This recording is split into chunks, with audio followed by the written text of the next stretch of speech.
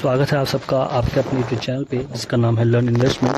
तो आज की इस वीडियो में मैं आपको लिए एक ऐसा स्टॉक लेकर आया हूँ जो कि आने वाले टाइम पे एक मल्टी बैगर रिटर्न आपको दे सकता है। तो इस स्टॉक के बारे में हम इसके पहले फाइनेंशियल कंडीशन जानेंगे, फिर हम इसका टेक्निकल टारगेट जानने की कोशिश करेंगे कि हमें कहाँ पे इस पर निकलना है, कहाँ पे हमें पोजीशन बनानी है। तो ऑलरेडी मैं कई स्टॉक्स पे वीडियोस बना चुका हूँ, तो आपने आगे तक मेरी और वीडियोस नहीं देखी है पुरानी, आप उसको देखिए और समझने की कोशिश की कैसे किसी स्टॉक के बारे में आप एनालिसिस कर सकते हैं खुद से भी। तो चलते हैं फिर फटाफट अपने स्किनर वेबसाइट की तरफ, जहाँ पे हमारे पास ये है स्किनर वेबसाइट, जहाँ पे हमारा स्टॉक का नाम है इंडियन ओवरसीज बैंक। ये एक बैंक के सेक्टर का स्टॉक है। ये हर बैंक की तरह लोन देना, ठीक है, या मतलब कैश लोन देता है, जैसे हर टाइप के कैश लोन देता है, दूसरे होम लोन भी देता है, ऐसे अलग अलग लोन्स प्रोवाइड करता है, अलग अलग से स्कीम्स भी हैं। तो एक अच्छा एक बैंक का आप कह सकते हो कि एक ओवरकम मतलब आने वाले टाइम का एक अच्छा बैंक हो सकता है। तो क्यों हम इसके बारे में आज बात कर रहे हैं, क्या इसकी खासियत है, चलिए जानने की कोशिश करते हैं। तो अगर आप मार्केट कैप की बात करेंगे तो इसका मार्केट कैप बहुत ज़्यादा बड़ा है as compare to other bank. अगर आप बात करेंगे PSUs बैंक जो अदर हैं, जैसे कि आप बात कर लो बैंक ऑफ इंडिया की या और डिफरेंस बैंक है, उससे इसका जो मार्केट कैप है काफ़ी ज़्यादा बड़ा है, 35,000 करोड़। जैसे कि बैंक ऑफ इंडिया करोड़ मेरे को जहाँ तक याद आ रहा है, बैंक ऑफ इंडिया का जो मार्केट कैप है वो अराउंड 21,000 करोड़ के आसपास है या 21 के आसपास है शायद। ओके, तो अभी हम चल के देख लेते हैं कि मार्केट कैप क्या कहता है स्क्रीनर पे। तो अगर हम स्क्रीनर वेबसाइट पे जाएं और यहाँ पे हम सर्च मारे बैंक ऑफ इंडिया, तो यहाँ पे ये रहा बैंक ऑफ इंडिया। तो बैंक ऑफ इंडिया करोड़, हाँ मैंने बिल्कुल सही कहा था, मार्केट कैप इसका 21,000 करोड़ के आसपास है, जबकि ओवरसीज बैंक का 35,000 करोड़। तो यानी कि, और अगर आप बात करें इसका स्टॉक प्राइस 51 के आसपास ट्रेड कर रहा है और इसका 18। उसके बाद अगर हम बात करें कि इसकी जो स्टॉक का जो पी है वो 20 के नीचे है, या कह सकते हो आप 20 है। तो पी क्या होता है, कैसे काम करता है, अगर आपको नहीं पता मुझे कमेंट कीजिए, मैं इस पर सेपरेट वीडियो बनाऊंगा आपके लिए। और अगर हम बुक वैल्यू की बात करें तो 12 रुपये निकल के आती है और करंट प्राइस इसका 18.60 पैसे, जो कि आज का इसका क्लोजिंग प्राइस है। ठीक है, तो ये हो गई कंपनी के मतलब आप कह सकते हो एक तरीके का कि इसकी एक फाइनेंशियल की मतलब कहाँ पे ट्रेड कर रहा है, कितना मार्केट कैप है और कैसे कैसे इसका पी का रेशो। तो अगर हम फटाफट चलें, वीडियो को बड़ी ना करते हुए फटाफट चलते हैं प्रॉफिट एंड लॉस स्टेटमेंट में। और प्रॉफिट एंड लॉस स्टेटमेंट हमसे क्या कहना चाह रही है, क्योंकि प्रॉफिट एंड लॉस स्टेटमेंट से ही जजमेंट निकाला जाता है कि भैया इसकी क्या आगे फ्यूचर हो सकता है और क्या नहीं। तो अगर मैं रेवेन्यू की बात करूं तो 2011 में ये 12,000 करोड़ था। उसी हिसाब से चलते चलते अगर हम पहुंच जाएं 2016 तक तो बहुत ही अच्छा निकल के आता है, यानी कि 12 से 23, यानी कि आप समझ लो ऑलमोस्ट डबल। ठीक है, 23 ओके। अगर हम 2017 में बात करें तो यहाँ पे थोड़ी सी आप देखोगे तो आपको लगेगा कि 19,000 करोड़ के आसपास आप कह सकते हो 18 ऑलमोस्ट 18,000 करोड़ के, यानी कि थोड़ी सी गिरावट। धीरे धीरे 2018 में भी कमी हुई 17, फिर यहाँ पे बिल्कुल आप कह सकते हो बराबर 2019 में, 2020 में भी, 2021 में भी ऑलमोस्ट आप कह सकते हो 500 करोड़ के आसपास, यानी कि 2018 से 1,000 करोड़ का यहाँ पे नीचे आया अभी तक। धीरे धीरे करके ये आप कह सकते हो एक सैचुरेशन पॉइंट में अटक गया है। 2022 में भी ये एक सैचुरेशन पॉइंट पे है। उसके बावजूद भी हम इसके बारे में क्यों बात कर रहे हैं, ठीक है, तो जानने की कोशिश करते हैं क्यों बात कर रहे हैं। तो अगर आपने देखा होगा कि इसने एक सैचुरेशन पॉइंट दिखाया, तो क्या होता है कि बहुत से स्टॉक्स क्या करते हैं, एक सैचुरेशन लेवल पे चले जाते हैं अगर बहुत बड़े जंप के बाद, यानी कि अपने आप को कंसोलिडेट करते हैं, या कंपनी कह सकते हो आप, कंपनी एक अपने आप को एक जगह स्टडी करने की कोशिश करती है। यानी कंपनी बहुत वेरिएशंस होते हैं, एकदम से ऐसा नहीं होता कि कंपनी आज 11 की है, कल 12 में 17 की हो गई, फिर 26, 22, 23, 50, 100, 1 करोड़, 1,000 करोड़, 10,000 करोड़, यानी यहाँ पे 16,000 करोड़ है, यानी कि आप समझ लो 55,000 करोड़ या मतलब बहुत बड़ा फिगर आप सोचोगे, तो ऐसा नहीं होता। कंपनी में उतार चढ़ाव आते रहते हैं। बट लेकिन यहाँ बात देखने वाली है कि कंपनी अगर कोई सेक्टर यानी कोई स्टॉक अगर 22 यहाँ पे 23,517 करोड़ तक जा सकता है, तो उसके अंदर पोटेंशियल है कि वो 50,000 करोड़ तक का भी पहुँच सकता है। ठीक है, जैसे हमारे अदर बैंक्स का आप देखोगे, बैंक ऑफ इंडिया अगर मैं यहाँ पे खोलूँ तो बैंक ऑफ इंडिया में अगर आप जाएँ तो अगर हम इसमें रेवेन्यू देखें तो पहले 21 था। ठीक है, धीरे धीरे करके इसने भी थोड़ा थोड़ा जंप मारा, यहाँ पे कंसोलिडेट हुआ, देख सकते हो कितना कंसोलिडेट हुआ, अभी भी कंसोलिडेशन। इसका मतलब ये नहीं कि ख़राब है, इसका मतलब ये नहीं कि अभी गिरने वाला है या कुछ है, नहीं, यानी कि कुछ टाइम आता है, बैंक का अभी वो टाइम है कि कंसोलिडेशन फेज दिखा रहा है, यानी कि रिवेन्यू में इतना नहीं है, बट लेकिन हमारी इंडिया जो है इकोनॉमी जो है बहुत अच्छे से ग्रो कर रही है, तो ये स्टॉक के प्राइस जब फटेंगे तो बहुत तेज़ी से, जिसके लिए जो मुझे लगता है बैंकिंग सेक्टर में तेज़ी आने वाली है, इस वजह से मैं इस स्टॉक को पकड़ा है। ठीक है, तो अगर हम बोरोइंग की बात कर लें कि कितने की बोरोइंग है, कितना रिजर्व है, तो कंपनी के पास आप देख लो कि 2,65,000 करोड़, यानी कि बहुत बहुत ज़्यादा इसके पास कर्जा है। ठीक है, और अगर रिजर्व की बात करोगे तो बहुत कम है। तो बैंकिंग के पास देखो, कर्जा होने का मतलब ये होता है कि ये जो बैंक होते हैं, छोटे छोटे बैंक कह लो या ऐसे बैंक, ये क्या करते हैं, बड़े बड़े बैंक से पैसा लेते हैं लोन देने के लिए।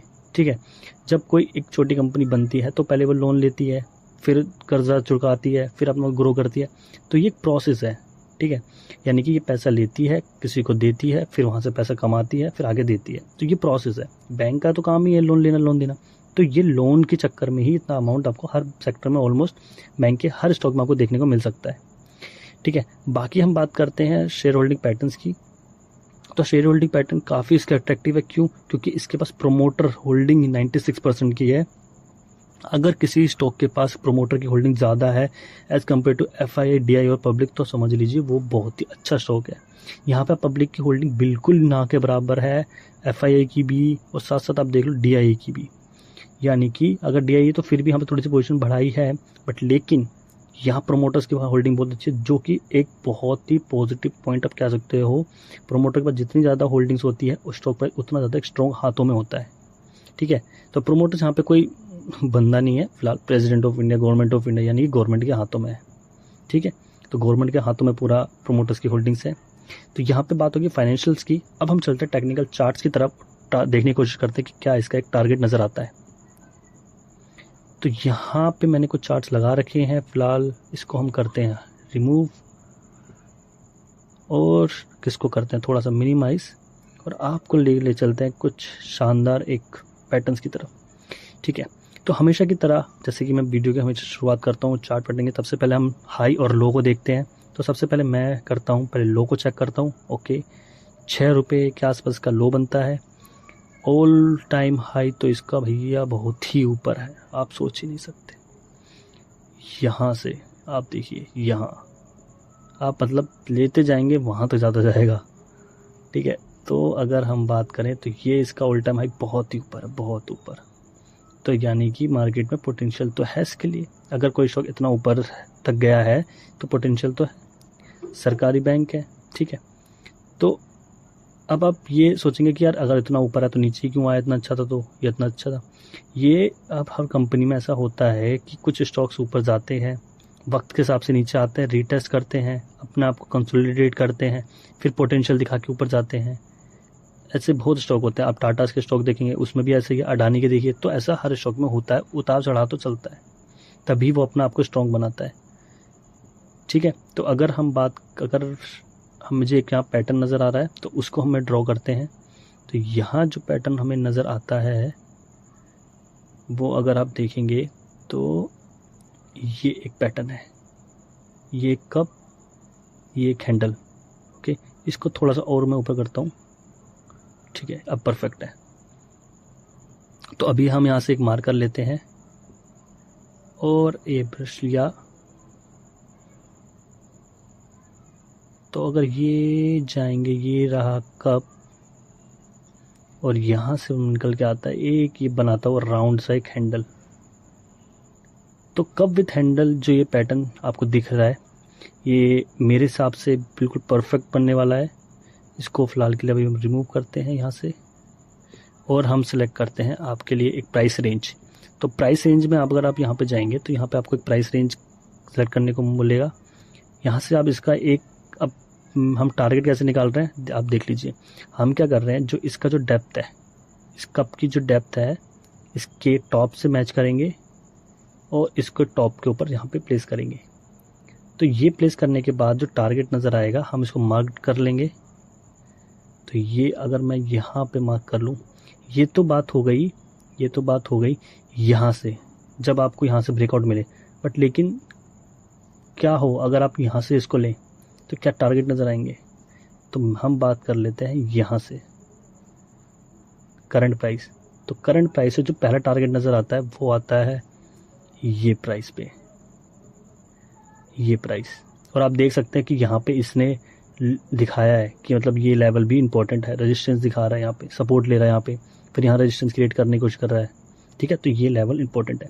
मतलब कि अगर आप इस पे बाय करते हो तो आपका जो पहला टारगेट है जो 42 रुपीज़ का, यानी कि 113% का गेन, 113% का गेन कौन ही देगा आपको मार्केट में, समझ रहे हैं आप। तो यहाँ पे अगर आप बाइंग करते हैं और 113% का गेन लेते हैं तो आपका पहला टारगेट हो सकता है, दूसरा टारगेट आपका हो सकता है 851% का, और आपका जो ऑल टाइम टारगेट तो है ही। अगर आप इसमें, और मैं तो कहता हूँ अगर आप इसमें रुके रहेंगे तो आपको ये 200 रुपये तक के भी टारगेट आपको दे सकता है। तो यही मेरी एनालिसिस है इस स्टॉक के बारे में। आपकी क्या राय है, आपको क्या लगता है कि इसमें क्या पोजीशन बनानी चाहिए या नहीं बनानी चाहिए, आप भी कमेंट कर सकते हैं, आप भी अपने एनालिसिस मेरे साथ शेयर कर सकते हैं। अगर मुझे अच्छा लगेगी तो मैं उस पर एक और वीडियो बनाऊंगा, बट लेकिन मेरी एनालिसिस और मैंने इसमें ऑलरेडी पोजीशन बना रखी है, इस प्राइस पे ही बनाई है मैंने, इसमें आज ही पोजीशन बनाई है क्योंकि मुझे अच्छे से कंसोलिडेशन यहाँ पे करते हुए दिख रहा है। ये कंसोलिडेशन एक बार ये आपको देख सकते हैं, ये जो लेवल है, ये कंसोलिडेशन का जो फेस आप देखोगे ये वाला, ये कंसोलिडेट कर रहा है, ये यहाँ से एक बार अप मूव देगा और ये पहला टारगेट मुझे यहाँ तक का मिलेगा। मैं यहाँ तक के लिए वेट नहीं कर रहा हूँ, ना ही यहाँ तक के लिए, ना यहाँ तक के लिए, मैं इस पर बैठा हूँ 200 रुपये तक के लिए। ठीक है, तो चलते हैं फिर, आज की इस वीडियो को यहीं समाप्त करते हैं, और आप मेरे चैनल को